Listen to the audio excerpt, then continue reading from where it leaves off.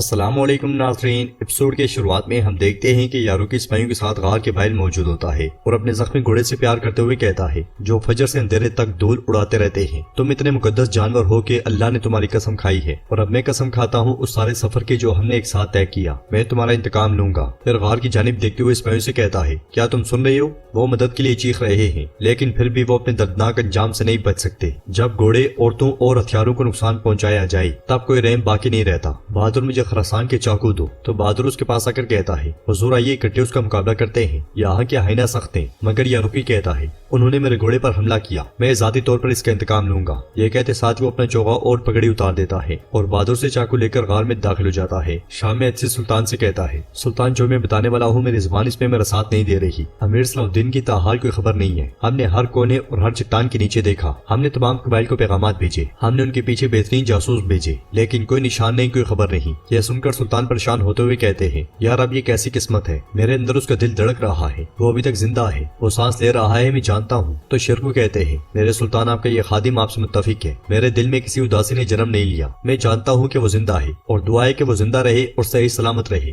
سلطان Axis سے کہتے ہیں تلاش جاری رکھو ایکسس۔ پھر شیر کو سلطان سے کہتے ہیں امیر جو آپ کے وفادار ہیں اور درگام کے خلاف ہیں، ان کی مدد سے شہوار کی حمایت کرنے والے لوگوں پر ظلم کو روک دیا گیا ہے لیکن درگام میں کوئی رحم نہیں ہے۔ بدقسمتی سے موجودہ خبروں کے مطابق وہ لوگ جو خصوصاً اہل سنت کے تابع ہیں ان کا وجود خطرے میں ہے سلطان۔ اسی دوران امیر اصفہانی سلطان کو آ کر خط دیتے ہیں اور کہتے ہیں یہ بادشاہ مارلیک کی طرف سے ہے، وہ تخت کی تاجپوشی کے لیے آپ کو کچھ میں دعوت دے رہا ہے۔ خط پڑھنے کے بعد سلطان کہتے ہیں وہ چاہتا ہے کہ میں اس کا مشاہدہ کروں دوسروں کو یہ بتانے کے لیے کہ یہ مجھے منظور ہے۔ اترم دیکھتے ہیں کہ یاروکی ایک سر لے کر غار سے باہر آتا ہے اور چلاتے ہوئے سپاہیوں سے کہتا ہے غور سے دیکھو، حلب کے محافظ کو دیکھو اور دیکھو کہ معاملات کیسے حل کیے جاتے ہیں۔ اگر کوئی آپ کے پیاروں کو نقصان پہنچاتا ہے تو میرے سپاہیوں، میرے مجاہدوں غور سے دیکھو، اسے اپنے ذہن میں رکھو۔ جب شیر آگے بڑھتا ہے تو گیدڑ اپنی جان بچانے کے لیے بھاگتے ہیں۔ دوسری طرف ہم دیکھتے ہیں کہ کنویں کے باہر صلاح الدین ایوبی کو ہوش آ جاتا ہے اور اٹھ کر بیٹھتے ہیں تو بالن پاس موجود نہیں ہوتا۔ وہ کپڑوں میں سے ایک نشان کو نکال کر دیکھتے ہیں، ساتھ ساتھ وہ اس لمحے کو یاد کرتے ہیں جب وہ جنگل میں بے ہوش ہوئے تھے اور ایک شخص ان کی جانب بڑھ رہا تھا۔ بالن کے آتے ساتھ ہی وہ نشان ایک دم سے چھپا لیتے ہیں۔ بالن ان کے پاس آ کر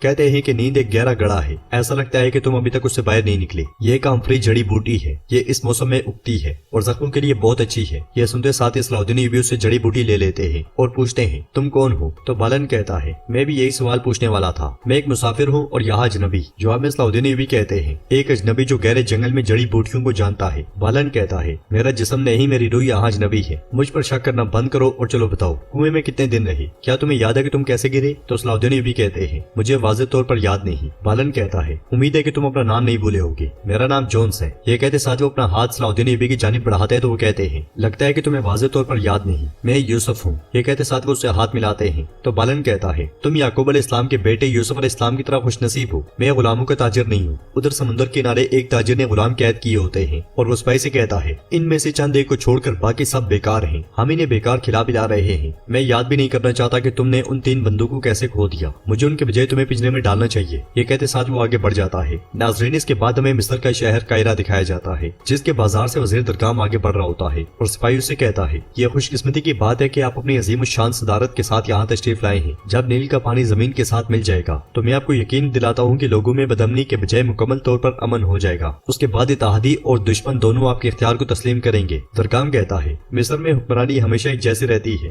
دریائے نیل کو اپنے پیچھے چھوڑنے والا کبھی نہیں آتا، میں چاہتا ہوں کہ ہر چیز بغیر کسی پریشانی کے ترتیب دی جائے۔ تو سپاہی کہتا ہے افندی ہمارا صرف ایک مسئلہ ہے، قاضی فاضل ابھی تک آس پاس نہیں ہے، جیسا کہ وہ سالوں تک دیوان کی قیادت کرتا رہا، باقی 3 لوگ جنہیں ہم نے اس کے عہدے پر تفویض کیا وہ معاملات حل نہیں کر سکے، لیکن آپ کو اس سے پریشان نہیں ہونا چاہیے، آپ کے حکم کے مطابق لڑائی کے لیے عظیم چوک تیار کر دیا گیا ہے۔ مصر کے چاروں طرف سے مشہور جنگجو آپ کی تفریح کے لیے آ رہے ہیں، ساتھ ہی وہ اس مقام پہ پہنچتے ہیں جہاں پہ لڑائی کا مقام تیار ہوتا ہے۔ آس پاس تماشائی جمع ہوتے ہیں۔ درگام آگے بڑھ کر میدان میں داخل ہوتا ہے اور تلوار نکالتے ہوئے وہاں موجود جنگجو سے کہتا ہے مجھ سے لڑو۔ تو جنگجو کہتا ہے میں آپ کے خلاف تلوار کیسے چلا سکتا ہوں وزیر؟ مگر درگام کہتا ہے یہ لڑائی کا اصول ہے، اگر میدان میں کوئی آپ کو للکارے آپ کو پیچھے نہیں ہٹنا چاہیے چاہے وہ کوئی بھی ہو۔ یہ سنتے ساتھ سپاہی اس پہ حملہ کر دیتا ہے مگر درگام بڑے آرام سے اس کے حملوں کو پسپا کرتے ہوئے اسے زمین پہ پٹک دیتا ہے، وہ بھی ایک بار نہیں بلکہ کئی بار۔ پھر تلوار اس پر رکھتے ہوئے کہتا ہے یہ لوگ ہمیں ذلیل کرتے بولتے ہیں زرخیزی کے تہوار اب سے میرے نام کے ساتھ یاد کیے جائیں گے، میں زیادہ مضبوط اور ہنرمند جنگجو چاہتا ہوں۔ یہ کہتے ساتھ ہی وہ تلوار اس سپاہی کے پاس گاڑ دیتا ہے۔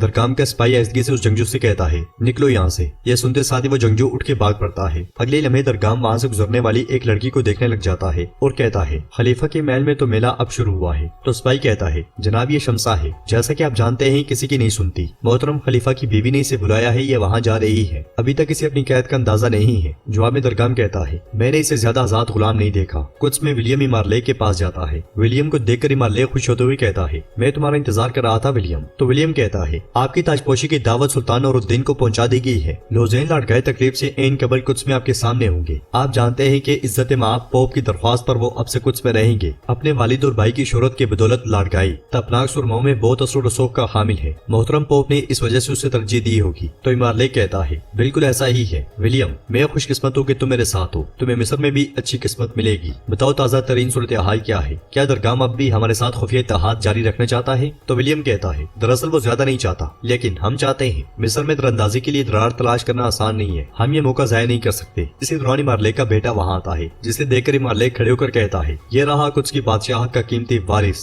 Prince Baldwin. خصوصی تعلیم کے لیے اب سے تمہیں استاد ولیم تربیت دیں گے، عقلمند بادشاہ بننے کے لیے تمہیں انہیں غور سے سننا ہوگا۔ یہ کہتے ساتھ ہی وہ اسے پیار کرتا ہے۔ دوسری طرف کنویں کے باہر صلاح الدین ایوبی جیسے ہی کھڑے ہوتے ہیں تو لڑکھڑا جاتے ہیں۔ یہ دیکھ کر بالن انہیں سہارا دیتا ہے اور کہتا ہے تم ابھی بھی روانہ ہونے کے لیے تیار نہیں ہو؟ تو صلاح الدین ایوبی کہتے ہیں میں مجبور ہوں، مجھے فوراً شام جانا ہے۔ بالن پوچھتا ہے کیا تم وہاں رہتے ہو؟ صلاح الدین ایوبی کے ہاں میں سر لانے پر وہ کہتا ہے ایسی حالت میں تم کہیں نہیں جا سکتے، تم میرا راستہ لمبا کر دو گے، لیکن اگر تم چاہو تو میں تمہیں اپنے گھوڑے پہ اس راستے کے اختتام تک لے جا سکتا ہوں۔ صلاح الدین ایوبی اس کا حلیہ دیکھتے ہوئے کہتے ہیں تم خود کیوں مفرور حالت میں ہو؟ تو بالن کہتا ہے یہ بات کہاں سے اٹپکی؟ صلاح الدین ایوبی کہتے ہیں شاید یہ تمہارے نام کی وجہ سے ہے، میں قرآن میں مذکور یونس پیغمبر کے قصے کو جانتا ہوں، جب ان کو دیا ہوا فریضہ زیادہ باری ہو گیا تو وہ بھاگ گئے، اب بتاؤ تم کیوں بھاگ رہے ہو؟ تو بالن کہتا ہے میں نہیں جانتا، شاید کسی مچھلی کو یہ جاننے کے لیے مجھے نکلنا پڑے۔ یہ کہتے ساتھ ہی وہ انہیں سہارا دیتے ہوئے آگے بڑھ جاتا ہے۔ دوسری طرف قاضی فاضل آخرکار زنگی محل کے باہر جا پہنچتا ہے اور گھوڑے سے اترنے کے بعد اپنا چہرہ عیاں کرتے ہوئے سپاہی سے کہتا ہے میں سلطان کو جلد سے جلد دیکھنا چاہتا ہوں، زیادہ اہم مسئلہ ہے، تھکے اور ہارے بغیر مجھے مصر سے یہاں تک لانے والا کوہلان، اب اسے پانی پینے کی ضرورت ہے۔ سپاہی پوچھتا ہے سلطان کے سامنے کون پیش ہونا چاہتا ہے؟ جواباً قاضی فاضل کہتا ہے سلطان سے کہو کہ قاضی فاضل ہے۔ تو ناظرین اس کے ساتھ یہ ایپیسوڈ بھی اختتام پذیر ہوتی ہے۔ اگر آپ کو یہ ویڈیو پسند آئے تو ویڈیو کو لائک کر دیں، چینل کو سبسکرائب کریں اور بیل آئیکن پر کلک کرنا مت بھولیں۔